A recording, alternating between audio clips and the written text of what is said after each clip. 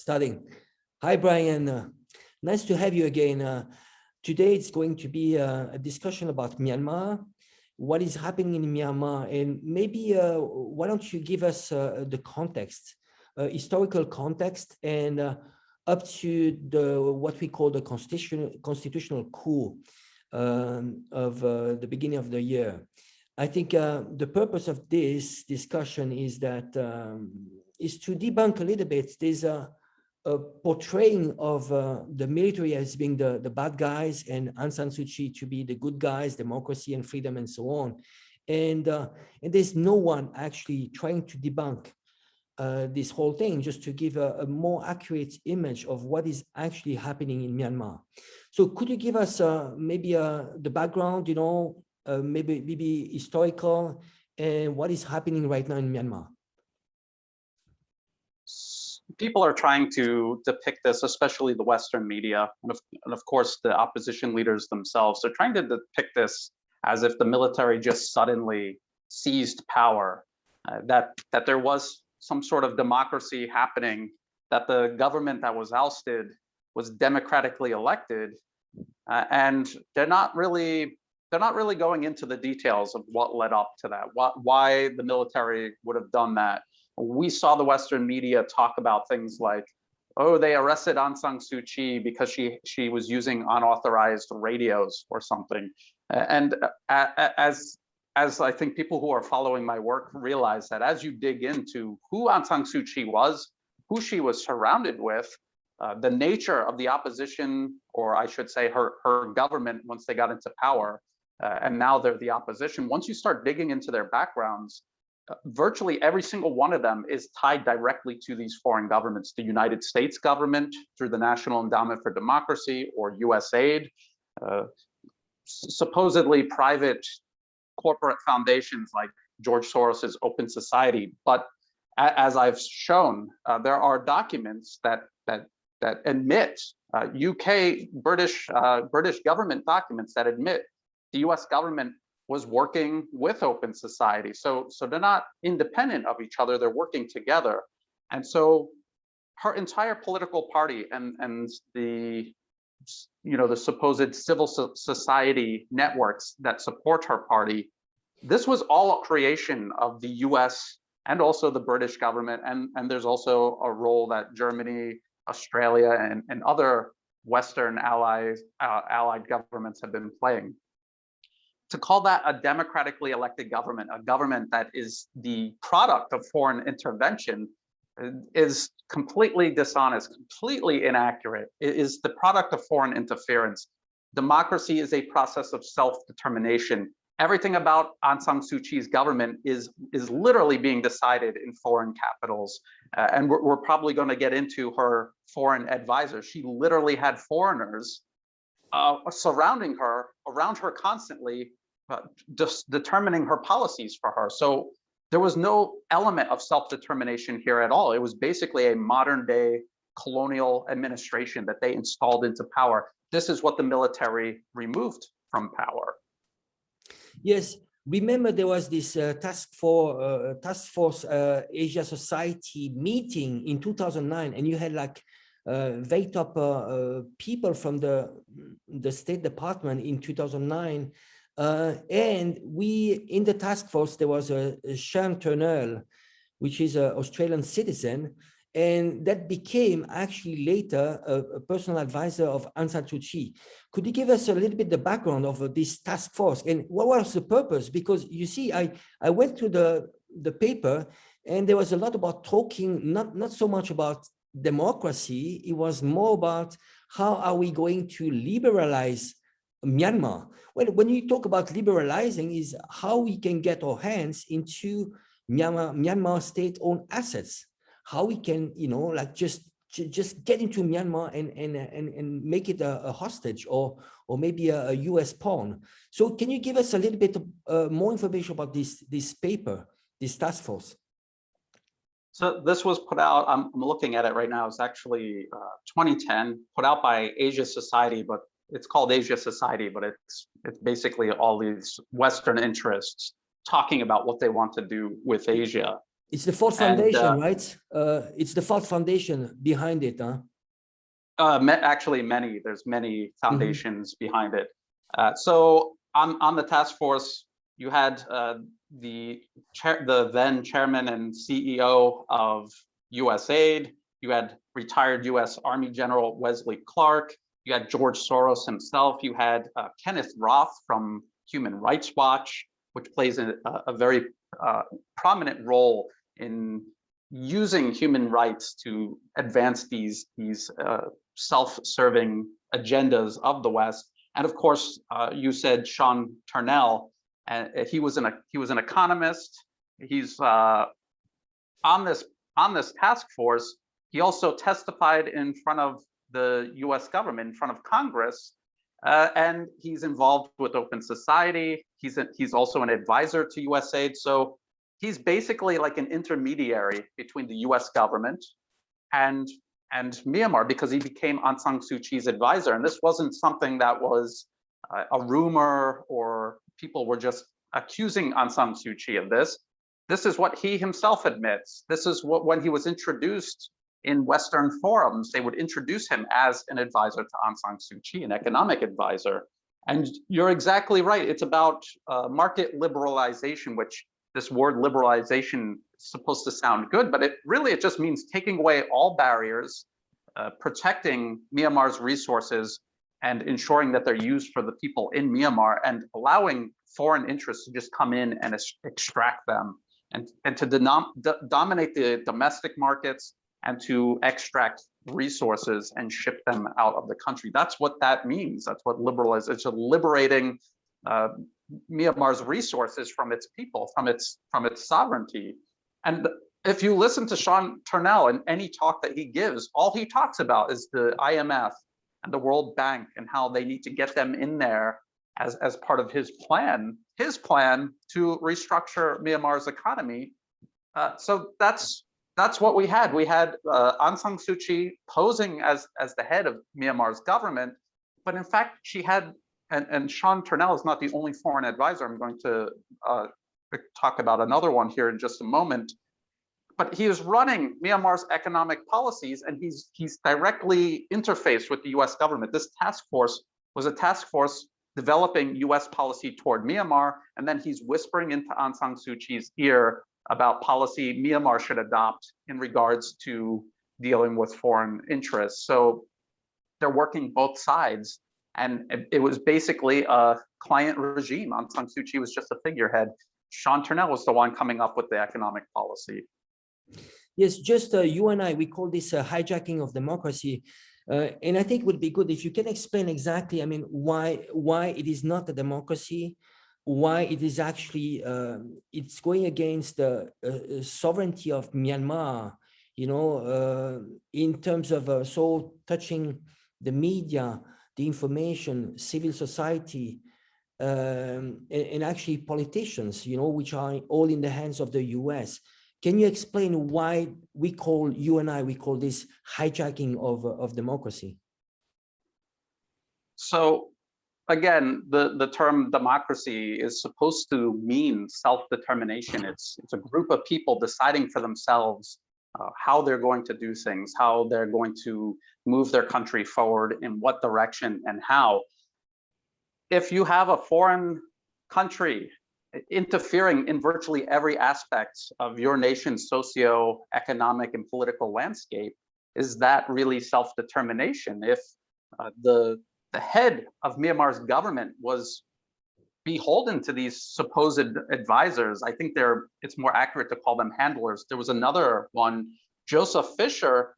He used to work at the British Embassy in Myanmar, and then he's an advisor to Aung San Suu Kyi.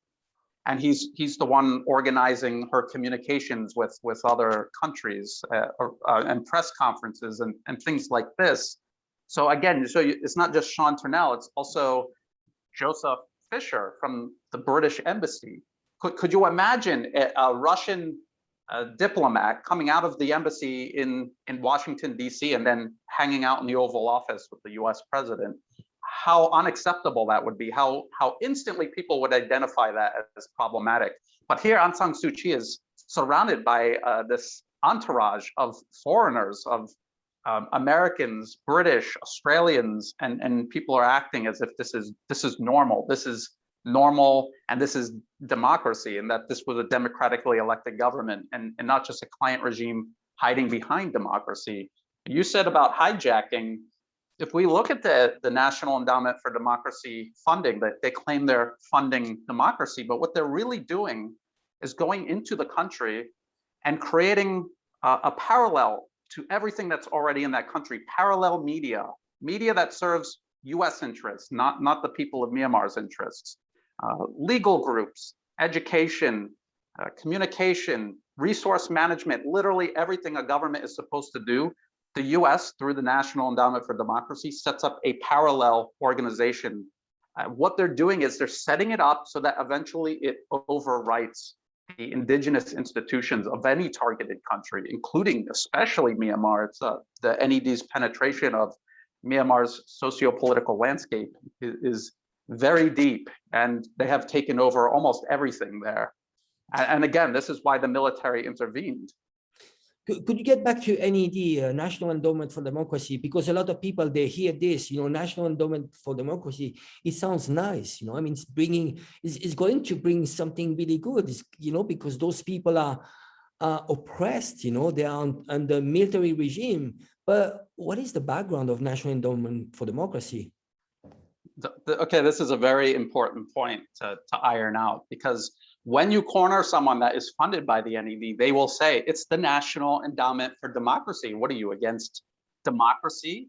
And you have to ask them why. Well, if it's a nice thing, why are you so careful not to even show people that you're funded by the NED? So that's the first telltale sign that something is wrong. But the NED was created in the 1980s. People claim that it's a private, independent organization. It's not. It was created by the US government. It is funded by the US government, is overseen by Congress and the US State Department.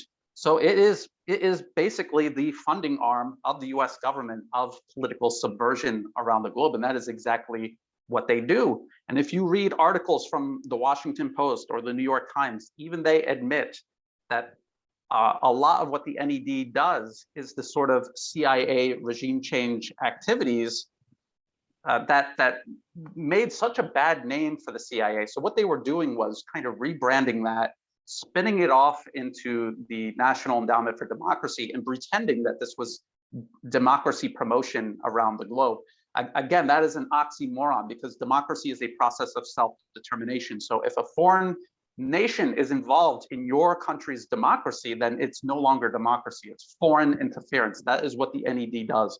Foreign interference and regime change. And if you don't believe that, just look at the board of directors. If you go to the board of directors, you will see people like Elliot Abrams, who is a convicted criminal who required a presidential pardon. He was involved with death squads in Central and South America. And then there's people like Scott Carpenter, who literally took part in the US occupation of Iraq. He was part of the provisional government after the US murdered, imprisoned, or drove out the actual Iraqi government. But before they handpicked a client regime, they had these white guys just walking around Iraq, running the country. And he was one of those people. So the whole board of directors are people who are not just advocates of regime change, but directly involved in regime change, because that's what the NED is. It's regime change hiding behind supposedly, the promotion of democracy and freedom. Well, that is basically what the CIA was doing in the old days. It's just a bit more sophisticated. We like to actually use the NED platform because it's one of the platforms which is the most transparent. So you can go inside and you can see all the grants they're allocating to the actors that are willing to help them in regime change. There are also other entities like USAID, and it seems actually that they're getting more sophisticated. It seems like now it's no more only the US. There's also some entities like coming from the Australia, ASPI. There's actually some Germans too, German foundation, even Japanese. Can you give us also more information about this? You know, like it's this internationalization. You know, how they combining forces, and also those other NGOs, foundation, maybe Soros. Can you give us also some more information about Soros? Okay, so regarding Myanmar specifically, since we're talking about Myanmar, there's the Burma Campaign UK. This is based in the UK. It's backed by the British government, and their whole focus is regime change and interfering in Myanmar's internal political affairs and reestablishing British influence within Myanmar, their former colony. And in their documents, they admit that the US government, the British government, and organizations like Open Society and USAID, they're all involved in this. It's a combined effort. They do it hand in hand. They coordinate their activities. They're not doing it separately. They create things like Open Society specifically to further launder the money. So instead of the US government directly funding these opposition groups, they launder it through the NED, and they try to spin it as if it's something good. They use things like Open Society.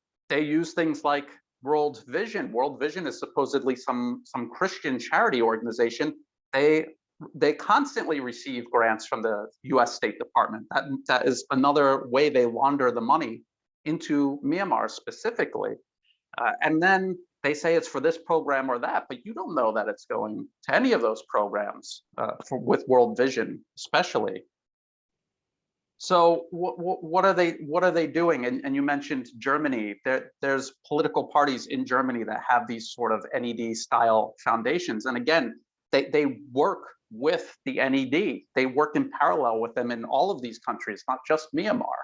So this is something that the West, this is kind of the evolution of imperialism. They used to use missionaries. They kind of still do use missionaries, but it's kind of evolved into these foundations and these government aid organizations. They're doing it under the cover of aid, which is kind of like what missionaries claimed they were doing too when they served Western empires back in history. So that's what this all is. It's a combined effort. If you look through the funding and the political connections, it's all the same kind of handful of people. They're the same ones that, you know, say in the German government, if there's a pro-war political faction, they're also the ones funding this interference in other countries side by side with the NED. So it's these pro-war, pro-interventionist political parties that represent the largest corporate financier special interest in the West. Yes, there's also the propaganda arm. I don't know how familiar you are with the USAGM. I mean, under USAGM, there are lots of entities like Radio Free Asia. It's the whole propaganda arm. And originally, the budget was around $800 million a year. And recently, there was a bill by Biden, you know, he issued a bill of $200 million. And the main focus was to demonize the Belt and Road Initiative. So it's the same as NED. You can go to NED, you can ask, oh, you know, I'm a reporter, and I'm actually very anti-Chinese or anti, you know, military in Myanmar. Can you give us some money? And they give you money. And the budget is enormous. We're talking about $1 billion US per year. So can you give us some input, maybe from your experience both in Myanmar and in Thailand? So that would be covering Voice of America, Radio Free Asia, and it's basically the U.S. government's propaganda arm, and they even admit that it's American state media. They're funding not just the propaganda outlets themselves, but they have all of these training initiatives. They are giving money to these organizations. They work together with these organizations. If you look at any of these NED-funded media organizations, they're constantly reprinting or co-announcing initiatives by, you know, Radio Free Asia, Voice of America. They republish their articles. The Democratic Voice of Burma. This is funded by the NED and Open Society. And Radio Free Asia used to broadcast through their channels. So it's just one gigantic propaganda network that they've created. And you just mentioned about Biden passing this bill. And what they're trying to do is communicate to the region how bad China is. The region who is already working with China has decided to work with China voluntarily. China doesn't have their troops occupying anyone. They're not into regime change. These governments are doing business with China. So this actually goes before Biden. Biden just put it into a bill. But if we remember the Indo-Pacific framework that was published in the White House archives during the Trump administration, that's what they were calling for, this campaign, this region-wide and actually global campaign to demonize China, to communicate the risks that China poses to their rules-based international order. So yeah, they wanted to pump millions and millions and millions of dollars into basically just anti-Chinese propaganda. We could see that manifesting everywhere we go, but they're ramping it up because this has been going on for many years. 10 years ago, when I was talking about the Misan Dam in Myanmar, this was a Chinese led project to build this dam in Myanmar. The US embassy itself, in their diplomatic cables leaked by WikiLeaks, admit that they were handing money out to these protest groups to protest the dam. So that's what they were doing. And I've seen articles from the same US funded network claiming, oh, Chinese media is accusing the US of funding activists to oppose Chinese-led development projects or the One Belt, One Road initiative. That's true. That's exactly what the US is doing. That is a 100% fact. Yeah, it seems they used more and more those activists, environmental activists. This is the new thing for against the Belt and Road Initiative. So they come up, it's very easy actually. You can find whatever species and endangers and write a story about this and try to, while the people, what they're looking for in Myanmar, which is a very poor country, they're starving. They're looking for, some prosperity. And so we're coming to those countries, developing countries, with those standards of environmental standards, while their requirements are different. They want to have food on the table. I'd like to go back to Aung San Suu Kyi. There's a lot of people do not understand, her position, especially when it comes to the Belt and Road Initiative. They say, oh, she signed some bills, lots of memorandum of understanding, and she's been going to Beijing, and she seems to be very close to Beijing. And so is she a willing pawn of the US? Is she a hostage? Or is she playing both sides? Can you give us more information? Because a lot of people are confused. I think people should just focus on actual evidence and actual things Aung San Suu Kyi and her government were doing before they were ousted, and focus less on her meeting with the president of China, because US presidents meet with the president of China. That doesn't mean that they're allies or that they're friends or that they're cooperating, and they might do these trade deals or whatever. But we know what the US agenda is, whatever diplomatic overtures they might make to make it look like they're trying to be reasonable. So for Aung San Suu Kyi, if you go all the way back to her early life, she was educated in the UK. She had a British husband. She has 2 children who are British citizens. When she speaks English, she speaks with this almost perfect British accent.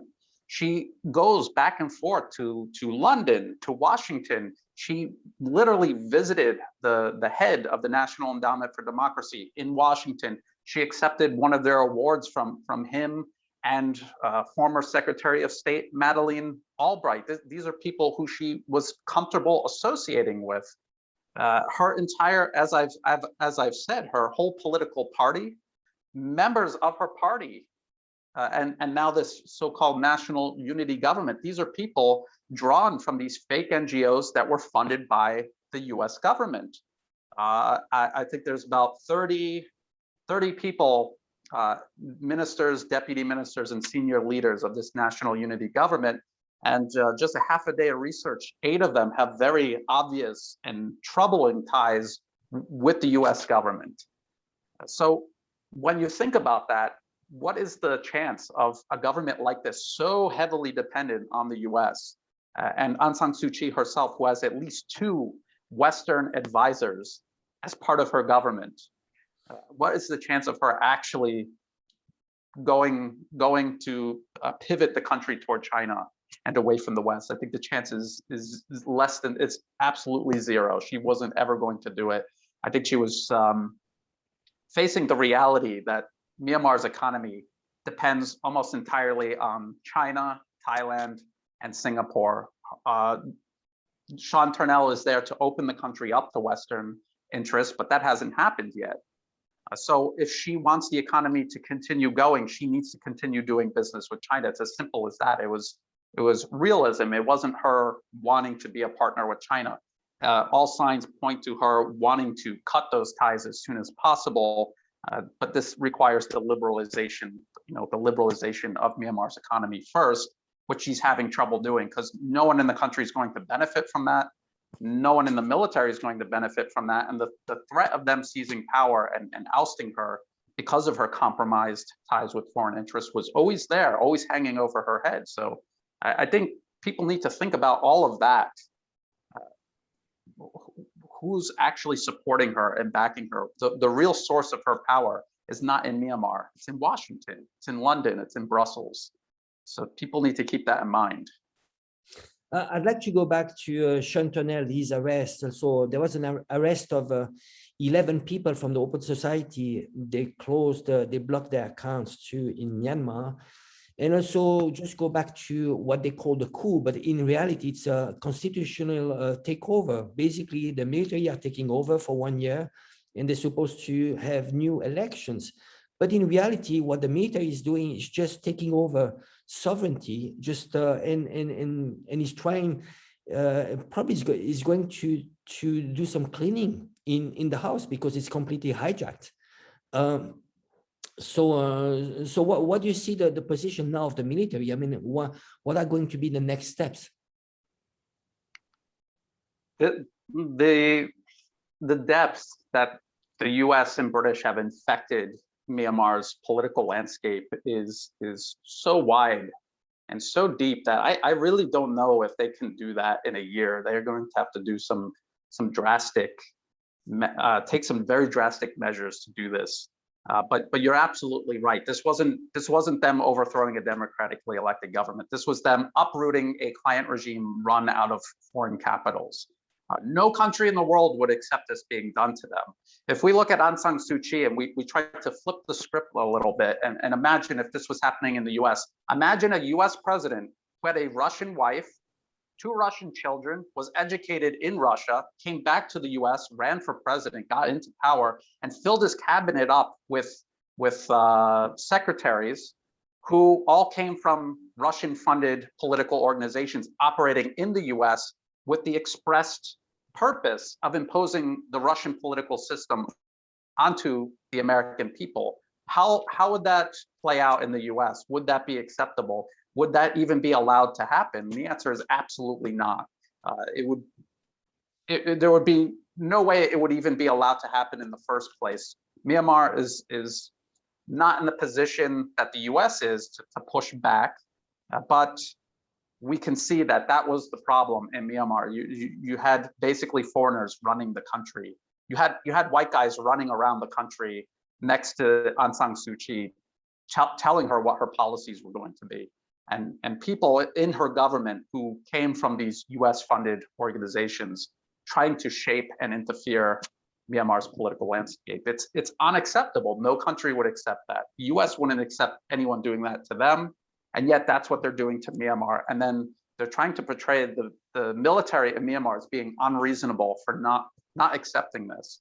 But again, let's think back to the Western media's coverage. They're not pointing all of this out. When you talk about these advisors, and I'm going to go into this in future videos that I'm going to make, because I found this Joseph Fisher, you'll see the media actually talk about them, but they try to brush it off as if it's not a big deal that Aung San Suu Kyi has foreigners in her government advising her. Yeah. It's unreal. Can you give a little bit the context? I mean, Myanmar is still there's still civil war. Again, I think there's no country in the world that would actually have democratic elections during civil war. You know, we remember during the Second World War, all the democracy was stopped in Europe and everywhere else in the world. I mean, we need to remember Myanmar is extremely complex. It's how many, I mean, hundreds of nationalities and it's still at war. So can you give us a little bit the background of those armed ethnic groups? And also maybe some more information about the Rohingya issue, but also is there any collusion between those armed ethnic groups and Western powers? Absolutely. This all goes back to British colonization.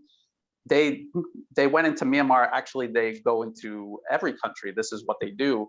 They find these ethnic minorities, and then they give them this disproportionate role in administering everybody else, the ethnic majority.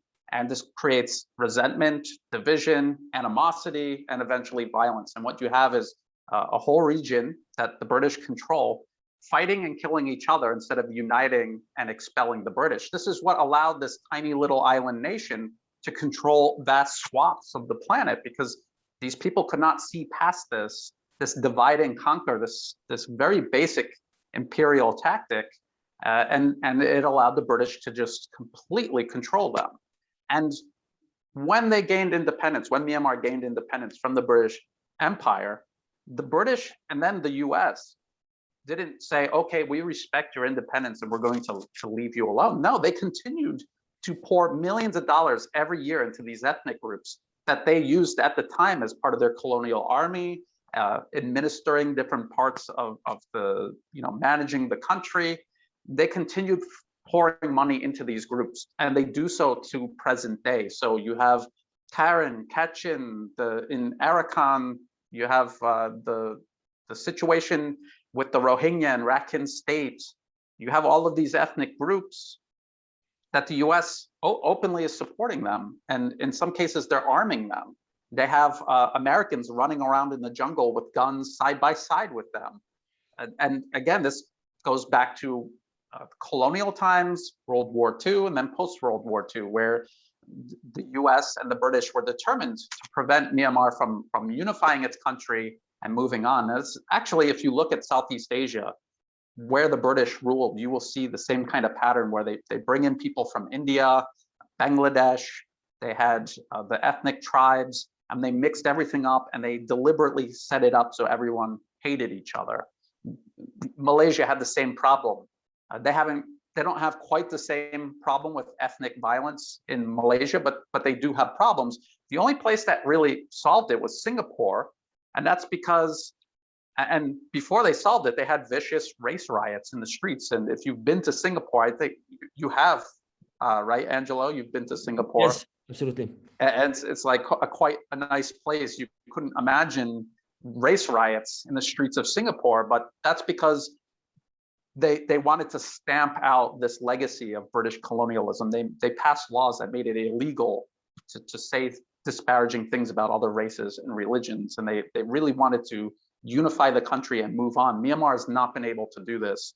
It's a much bigger country, and the US and the British have been pouring millions and millions of dollars to keep those divides active. And so this is another reason why Myanmar has such a hard time. Why there's all of this political chaos, because this is the game that they're playing. The West is playing in Myanmar, this divide and conquer, even to present day. Yes, I'd like us to take a higher vision. I mean, basically, we see this as a proxy war, US-China proxy war, and there's the Belt and Road Initiative. There's also a strategy. There was a pivot to Asia policy from Obama, which is about encircling. How are we going to encircle China? There's many different ways. Either you create chaos, or you put some bases, army bases, and also, well, Myanmar is very critical for China. It's an access, there's a pipeline, right? That goes through from Kunming to all the way to the sea. And the Belt and Road Initiative. Can you give us, more information about this, and also what were the attempts of destroying or delaying those Belt and Road Initiative? There's three projects: the deep sea port mine, the deep sea port, the mining, and also another one which is the dam, the big dam. Yes. Yes. China's actually completed several projects. They already have the pipeline. They have dams that they've built. They've built bridges, and you can see the tangible improvement to the lives of the people in Myanmar because of this real development. And the U.S. cannot compete. When you look at U.S. aid, what kind of programs are they funding? So we see, like, even more recently, $72 million to strengthen civil society, the media, and local communities. How does that help someone in one community cross a river to get to the other community to do business? It doesn't. All this is about is creating division and chaos. This is the largest hurdle China has to cross to build these infrastructure projects. So you're talking about some other dams that were proposed. The U.S. had these ethnic groups go out and protest them, and they had these armed militant groups attack construction sites to prevent these projects from being completed. Infrastructure helps unify a country, a railroad, roads, bridges. This helps unite people, helps unite a country. If Myanmar was more united, this game of divide and conquer will become more and more difficult for the Americans and the British. So this is why they invest so much in fueling this animosity. And it's not just Myanmar. We've seen this in Pakistan. Pakistan has a very good relationship with China, and China is building a lot of infrastructure projects there. And they have the Gwadar port in southwest Baluchistan. And the US is funding and backing and arming militants there. There's some ethnic minority there, and they're funding and arming them to disrupt those projects. So they did it there in Pakistan. They're doing it in Myanmar. We saw what they tried to do in Xinjiang, inside China's own borders, to block development. So there's a pattern there. It's very easy to see. And it's because the US cannot compete. They cannot build infrastructure like that. All they can do is come in with their, civil society and media and meddling in the dynamics in local communities. This is all they know how to do. This is their one trick. And we see them doing it in every single country, including Myanmar. So that's what people need to think about. What these opposition groups, how do they feel about China and development China is doing inside Myanmar? And then people have to ask themselves, what does Myanmar gain? What do the people there gain by blocking a dam, or blocking a bridge, or stopping a road from being constructed, or blocking a port from being constructed? These are things that every nation needs to thrive economically. And without these things, they will remain impoverished. So it's very obvious that these people are not coming up to this, they're not coming to this conclusion on their own. It's all of this US aid, NED, open society money flowing in. People have built entire careers taking this dirty money from abroad and using it to impede progress in their own country. They themselves have very comfortable lives because they're getting all this money from abroad, but they're blocking progress in their own country, and they're denying that sort of personal development and progress to millions of people. So it seems that the US has failed into putting a puppet regime in Myanmar. So where are we going from there? I mean, what is we've seen in other cases where they failed, and the other options was to create a civil war and just chaos. I mean, we saw what happened in Syria. Now we start seeing same patterns as we saw in government in issues like in Venezuela. So you have government in exile, and then there's a freezing of funding. And then so what is next for Myanmar? Is the civil war? I mean, just because they didn't win, the US didn't win, you might as well just create chaos, right? That's what it looks like they're trying to do. They have this parallel government that they created, the National Unity Government. It's populated with all of these US government funded proxies, basically, including Aung San Suu Kyi herself. They openly admit they're going to create an armed, they call it a defense force, but what they're going to do with it is attack the central government. They say they're going to take over in violent, revolution. This is what they themselves have said. This is their plan. And of course, it's not their plan. It's the plan of the US, the British, and all the other countries going along with this. It's their plan. And it's exactly as you said. They cannot get a client regime into power. They will destroy the country. And let's be honest, even when they do get a client regime of their choosing into power, they're not actually going to allow that country to prosper. Look at Ukraine. How are they doing since they got their so-called democracy? How well is that going for Ukraine? And we could imagine the best case scenario for Myanmar would be Aung San Suu Kyi somehow, her and her client regime, US client regime, getting back into power, and Myanmar ending up like Ukraine. That's the best case scenario. Worst case scenario is, just as you said, this US fueled proxy war. It wouldn't be a civil war because it's not really the people of Myanmar fighting with each other. It's this foreign influence reaching in and driving the conflict. That's not really civil war. It's a proxy war, just as you said. Yes, and because there are so many nationalities, there's also a great risk of balkanization. Maybe a scenario that we saw also in the USSR. So basically, Myanmar just being completely separated in 4 or 5 different nations. I think so. It's not looking very good, and it seems like. Can you give us all?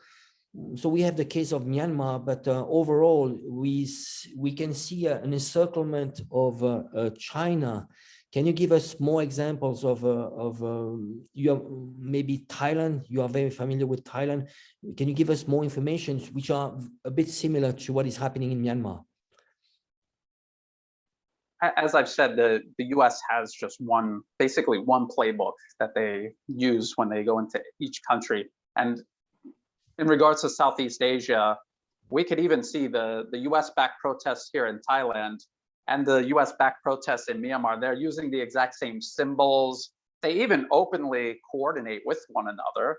They're flying American flags. They're flying the East Turkestan separatist flag, the Tibetan, Taiwan, and Hong Kong protester flags. You could see it's a very obvious region-wide project the US is working on to stir up trouble, to try to turn the region against China. Just like you said, they have this propaganda war that they're openly waging against China, that the US government is openly funding, but they're also reaching into each one of these countries and trying to poison their institutions or create parallel institutions to overwrite existing ones. And these are pro-US, anti-Chinese, and they're going to do the same thing here in Southeast Asia that they did in Eastern Europe. They're going to arrest development, not spur it, to have this dysfunctional balkanized region if they succeed. Now, luckily, the US-backed protests here in Thailand seem to have kind of burned out for the time being. The protests in Hong Kong look like they're permanently over. There's still places like Malaysia where US influence is strong, and there's still a threat there. And of course, Myanmar. Then you've got countries like Cambodia that have very directly confronted the US, uprooted, NED-funded organizations, Voice of America, all of them just pushed out of the country or put in jail. The Cambodian opposition party actually literally is run out of Washington, D.C. The leaders are based in Washington, D.C. So that's where you want to see all of this going. So it's a pivotal time right now where we're waiting to see what happens, and we just hope that the region kind of sticks together. tries to wait out what happens in Myanmar. Hopefully, this can get, it's hard to say because they have been fighting amongst themselves with these ethnic groups since they got independent. So it's hard to, like, what is normal for Myanmar to where they just go back to low intensity infighting? I don't know. But one thing we do know is as China continues to rise, as the US continues to wane from the region, as these infrastructure projects go through, everybody's going to be lifted up by them. That's what building infrastructure does. That's why the West had been so prosperous for so long. They had fully developed infrastructure. So we can only hope that as this infrastructure is built, as economic cooperation grows, the people's willingness to go along with these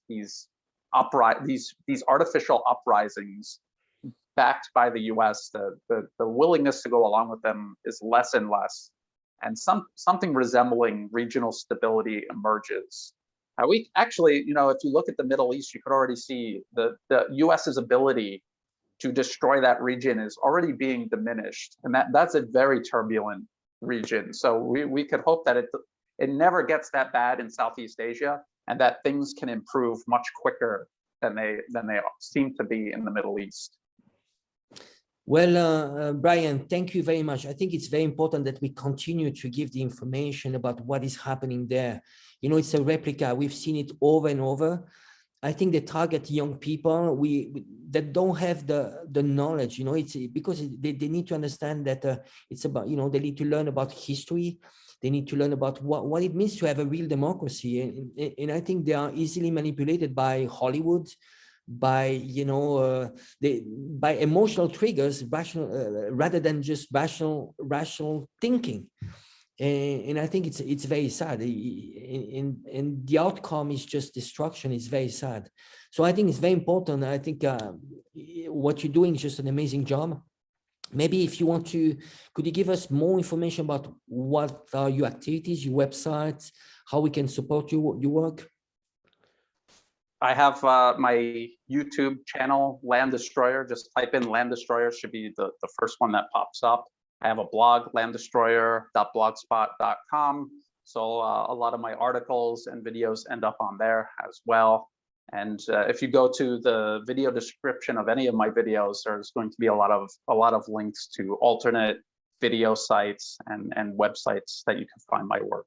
And thank you, Angelo, for doing this. And also thank you for all of the research that you helped me with, because this is something that no one can do on their own. I mean, when you see the scale of what the US is doing, think about the scale of the task ahead of people that want to oppose that. So we all have to continue working together. I really also appreciate what you're doing, Angelo. Thank you, Brian. Well, keep it up with the great job. Nice to talk to you. Thank you. Yes.